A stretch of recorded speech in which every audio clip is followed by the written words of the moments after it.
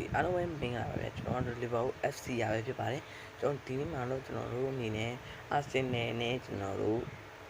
Atletico Madrid နဲ့ပြိုင်နေပေါ့နော်ကျွန်တော်အရှိတစ်ပတ်ကတော့ကျွန်တော်1-1ဆိုရရတယ်နဲ့ကျွန်တော်တို့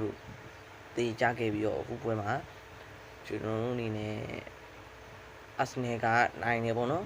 Arsenal က 1-0 ဆိုရရတယ်နဲ့စာကာရဲ့ကန်ချက်နဲ့1 တကူရခဲ့တယ်45မိနစ်ပြည့်ကန်ဒီမှာပဲတကူရခဲ့ပြီးတော့ကျွန်တော်တို့နိုင်ပွဲကိုရခဲ့တယ်ဒါနဲ့ဒီညကျရင်လည်းကျွန်တော်တို့ဘိုင်ယန်မြူးနစ်နဲ့ကျွန်တော်တို့ပြည့်ချင်တဲ့ပွဲလည်းရှိပါသေးတယ်ကျွန်တော်ညကျတော့ကျွန်တော်နိုင်70မိနစ်လည်းတော့ဘူးကျွန်တော်တို့အနေနဲ့အရင်ပြန်မန်းနေကျွန်တော်တို့မင်္ဂလာဆောင်သွားတာအပြင်ခရီးသွားကြဆိုတော့ဟိုကိုမြောက်ပါထင်ရကျွန်တော်ကတော့ဒီကတော့အာဆင်နယ်ကတော့ဒုတိယလူပဲဖြစ်မဲ့လို့ထင်တယ်ဒါကတော့အာဆင်နယ်ကန်ကောင်းလို့နိုင်တယ်လို့ပြောလို့ရတယ်ပေါ့နော်အာဆင်နယ်ကန်ကောင်းလို့နိုင်တာမနိုင်ကန်ကောင်းလို့နိုင်တာလို့ထင်တယ်ကျွန်တော်ကတော့ဟို